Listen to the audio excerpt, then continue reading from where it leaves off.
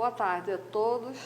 Estamos aqui novamente, eu, Rosemary Pinto, diretora-presidente da Fundação de Vigilância em Saúde, e o Cássio Espírito Santo, secretário executivo das Ações de Saúde no Interior da SUSAM. E nós estamos hoje apresentando os novos casos de Covid no estado do Amazonas.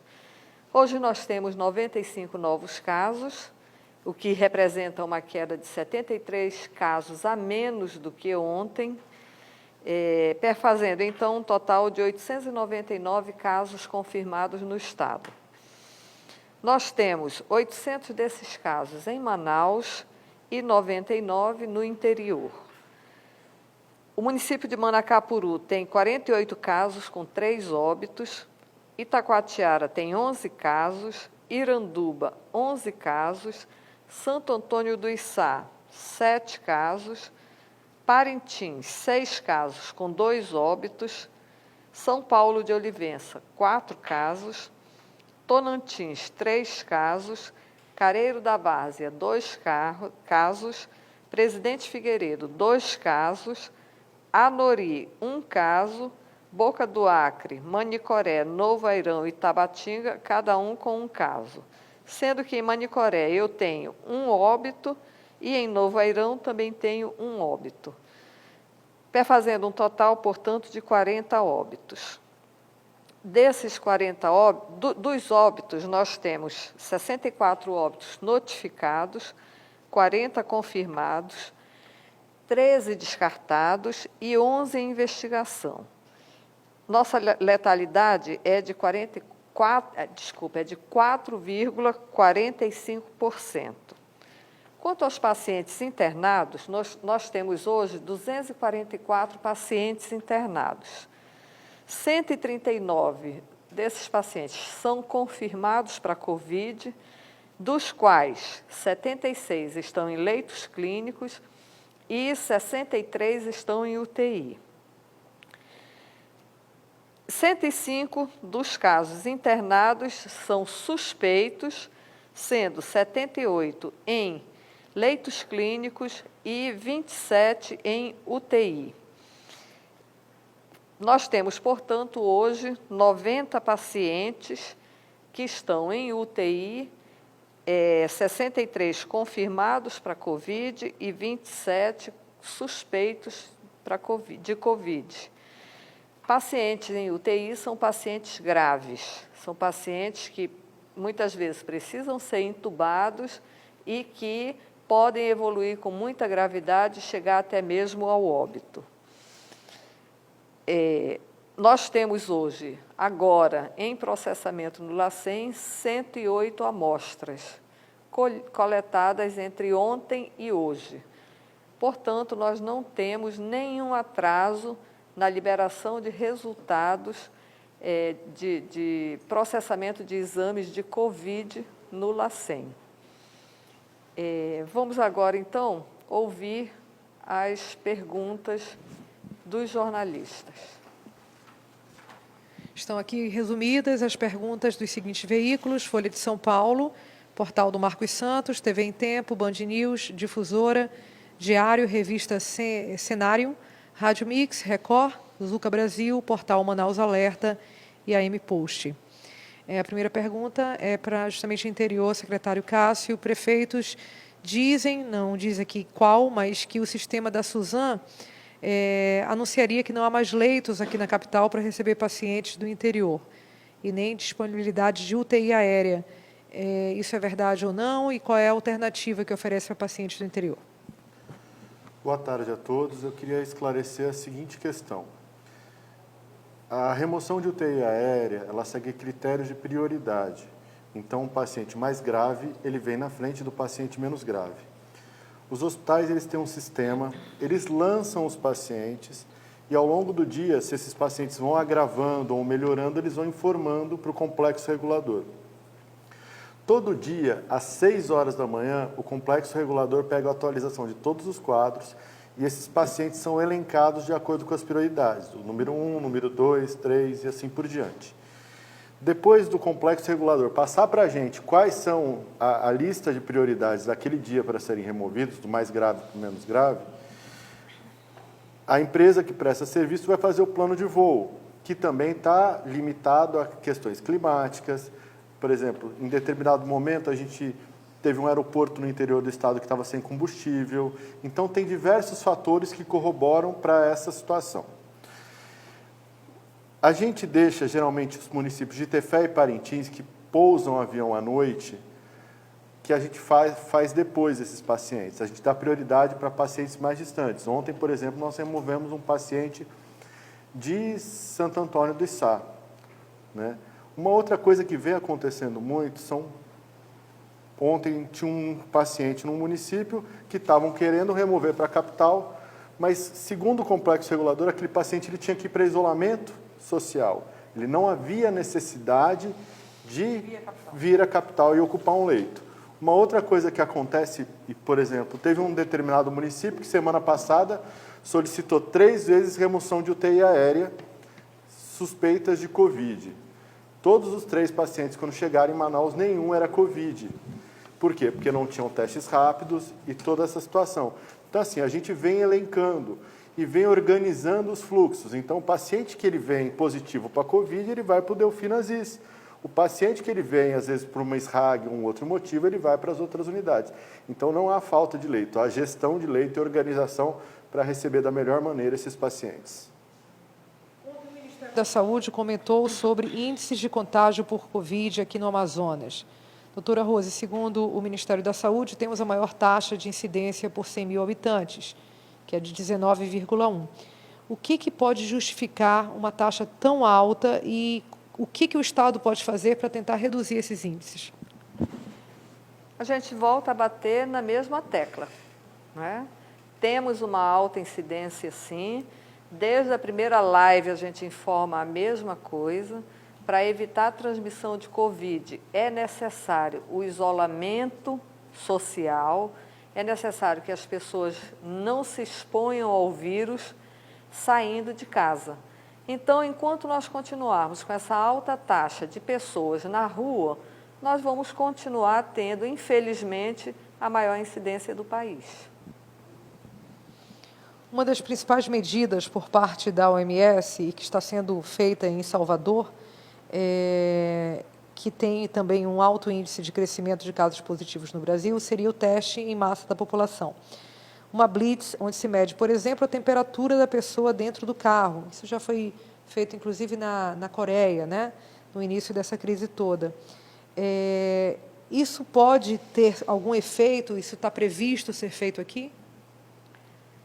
Olha, esse tipo de termômetro é até um equipamento muito barato. Então, a questão não é o custo do equipamento. A questão é que 80% dos casos, eles ocorrem de forma branda ou assintomática. São casos em que o paciente não apresenta, o portador não apresenta febre e, mesmo assim, ele continua transmitindo a doença. Então, na nossa visão, essa é uma ação muito pouco efetiva, porque nós seria um esforço muito grande para pegar muito poucos pacientes com febre, não é? Então, o ideal é, novamente, nos mantermos isolados, não é? Porque pode ter muita gente circulando que está com o vírus e que não tem sintomas ou que tem sintoma muito brando. Esse é um vírus altamente transmissível. Cada pessoa que tenha o vírus, ela pode transmitir para, no mínimo, 3 pessoas. Tem pessoas que são altamente disseminadoras do vírus. E essas pessoas estão aí, andando junto com a gente nas calçadas, nos bancos, nas lotéricas, nas lojas que estão abertas. Essas pessoas estão circulando, a maioria delas sem máscara, não é? Sem nenhuma proteção, o que permite a transmissão ativa do vírus. Quer dizer, podia até dar um salvo-conduto, a pessoa achar, não, eu estou bem, posso ir para a rua. Eu acho que Sim. Poderia até ter um efeito inverso ou não? Inverso, não é? Porque se a pessoa, se a gente mede a temperatura e percebe, e a pessoa percebe, não, eu não tenho febre, então eu não tenho o vírus, o que não é real. Qual a atenção que o Ministério da Saúde tem dado para o Amazonas, tendo em vista o avanço da doença aqui? Pode. Então, o Ministério da Saúde, desde o início, tem sido parceiro do governo do Estado, enviou equipamentos, enviou testes rápidos, enviou EPIs. Essa semana mesmo tem uma técnica do Ministério da Saúde acompanhando as nossas unidades, ajudando a organizar os fluxos, para que a gente possa atender cada vez melhor a população. É preciso que as pessoas entendam que tudo é feito num processo e, de acordo com as demandas e necessidades, os fluxos e as unidades vão sendo organizados para atender melhor. Ok. Agora, eles perguntam sobre curva, doutora. Existe uma curva prevista na subida de casos? Deve ir até quando? Esses números podem duplicar? Enfim, eles querem saber se tem algum planejamento em relação a isso. Nós temos uma epidemia em curso. É muito difícil nós falarmos em quantas pessoas vão ser afetadas dentro de mais de 4 milhões de pessoas no estado ou mais de 2 milhões e 200 mil pessoas em Manaus. Se você me perguntar qual é o potencial de população a ser afetada, eu vou dizer que 80% de 2 milhões e 200 mil em Manaus podem contrair o vírus. A única forma de isso não acontecer é se nós permanecermos isolados, né? Portanto, a curva pode duplicar, ela pode triplicar, ela pode quadruplicar, porque hoje nós temos 899 casos. Vamos dizer, nós temos 900 casos.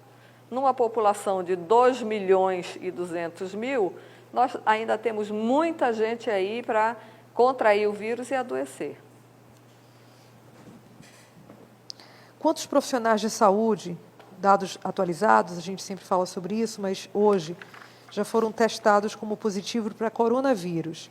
E há profissionais de saúde que já morreram por causa da doença? Então, hoje nós temos vários profissionais que estão sendo testados, vários profissionais suspeitos, mas nós temos confirmados hoje 46 profissionais, desses 37 estão em isolamento domiciliar e 9 estão internados. Desses internados, nós temos 4 que estão em UTI. Portanto, novamente reafirmando, paciente em UTI é paciente grave. Quanto a mortes, nós temos um técnico, uma técnica de enfermagem que foi a óbito, mas ela foi descartada para Covid. O quadro dela era de síndrome respiratória aguda grave em função de outros vírus respiratórios. Então, há uma morte de um profissional de saúde, mas não pelo Covid. Não pelo Covid, por outros vírus respiratórios. Quanto tempo ainda acredita-se que pode durar o isolamento social? E aí ele pergunta se o governo vai prorrogar o prazo. Na verdade, isso é uma decisão de Casa Civil, mas vamos nos ater, então, na primeira pergunta. Existe uma projeção de quanto tempo pode durar o isolamento social? Nós estamos com uma curva ascendente de casos.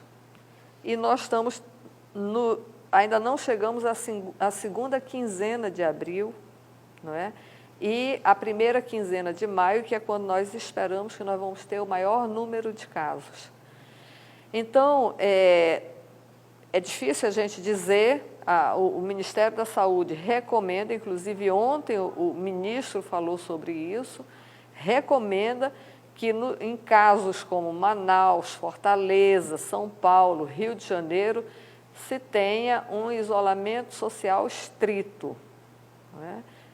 Se tenha medidas mais rígidas de isolamento social, de evitar aglomerações. Então, nós não temos exatamente como dizer quanto tempo vai durar isso. Vai depender do transcurso da epidemia. O profissional de imprensa pergunta, gostaria de saber se existe algum estudo que possa identificar onde estão acontecendo mais contágios do vírus entre pessoas. Seria em serviços essenciais? Na hora que a pessoa sai de casa, existe essa possibilidade de contágio? Eles gostariam de identificar, até para orientar as pessoas, se está acontecendo. Eles querem saber pelo que eu entendi, se mesmo com isolamento social, nas pequenas saídas das pessoas, existe esse perigo de contaminação. Existe o risco.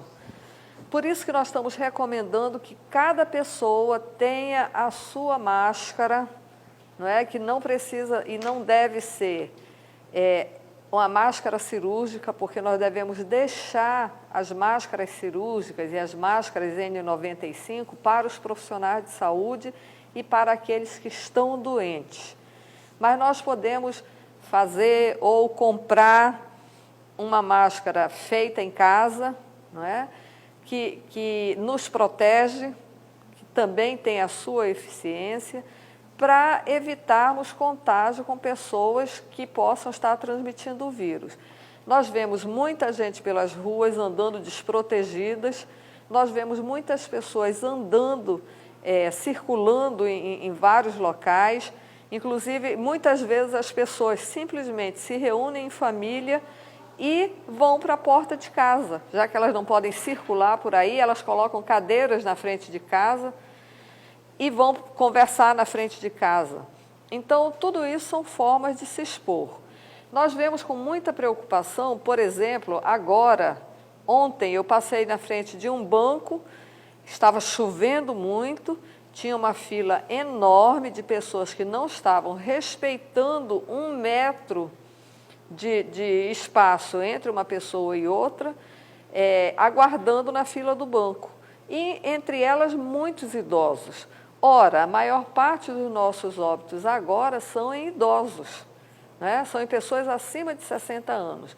Um idoso que certamente já tem outras morbidades, como hipertensão, diabetes ou problemas cardíacos, se expõe dessa forma, totalmente desprotegido, na chuva, sem um guarda-chuva, sem uma máscara, sem respeitar um limite seguro de espaço entre ele e outra pessoa. Essa pessoa ela está se candidatando a contrair o Covid. Agora uma pergunta de assistência, secretário Cássio. Há quantos leitos de UTI hoje no Delfina?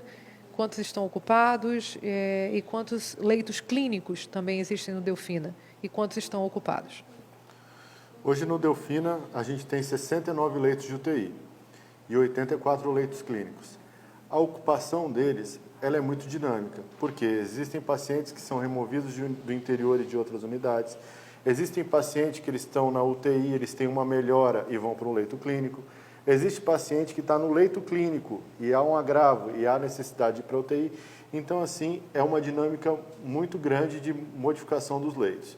Então hoje a gente tem leitos disponíveis que estão ainda atendendo as demandas que são necessárias.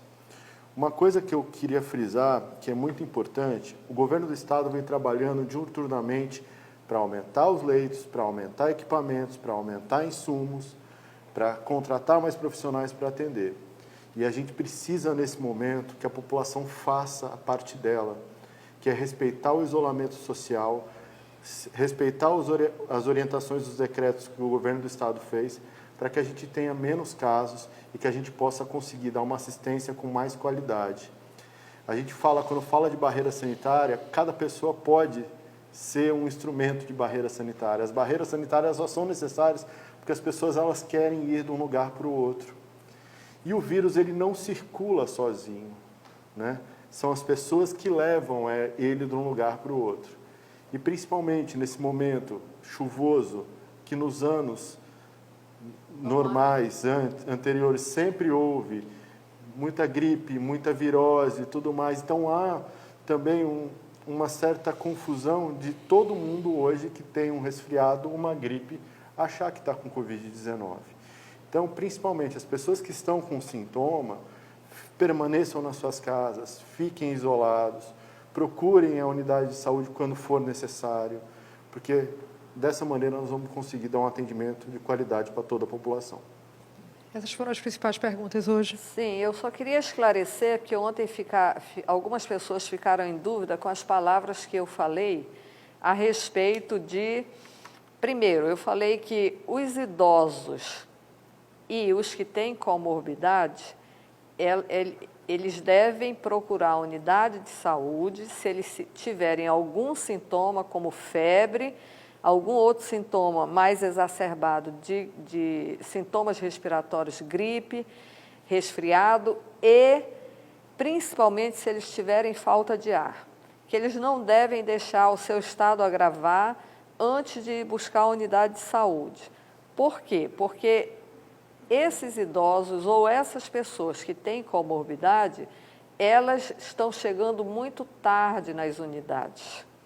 Muitas vezes elas já estão chegando num estado que é irreversível. Por isso nós estamos tendo tantos óbitos. As pessoas estão procurando assistência médica de maneira tardia.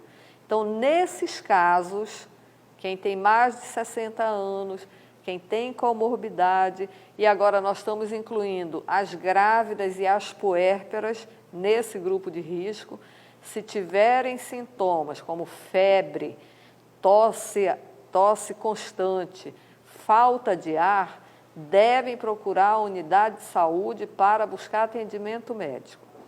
Quem não deve ir para a unidade de saúde?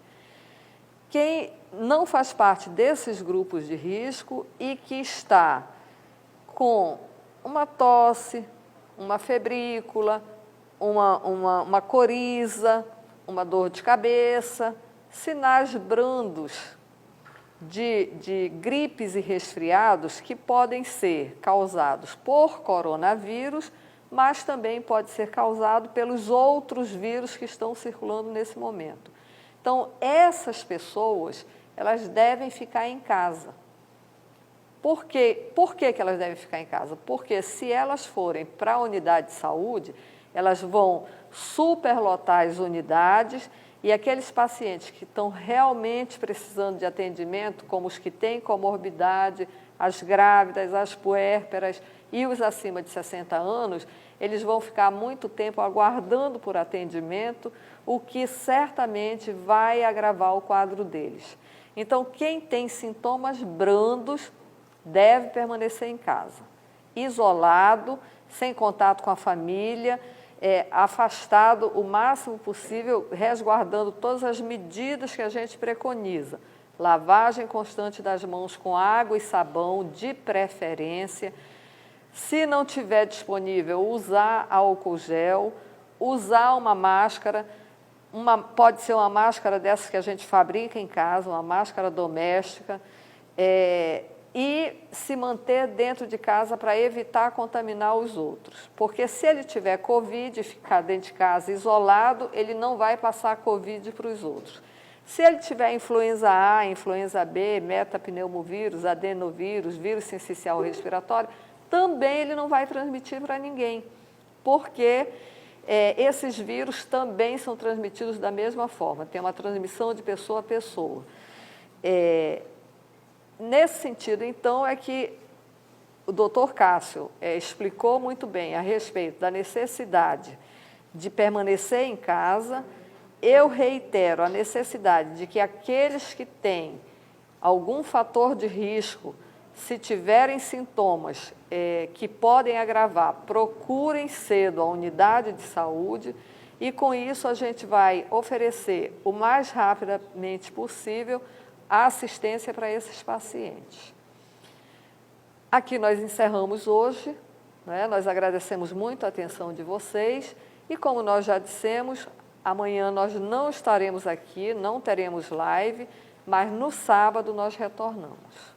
Também queria dar uma boa tarde, agradecer a todos e fortalecer a necessidade dos profissionais de saúde estarem se vacinando e elogiar o trabalho que alguns municípios, com muita criatividade, vêm superando as dificuldades. Então, a gente tem experiências exitosas nos municípios do interior e a gente elogia aí o trabalho que vem sendo feito para superar as dificuldades em tempo de pandemia. Um grande abraço a todos.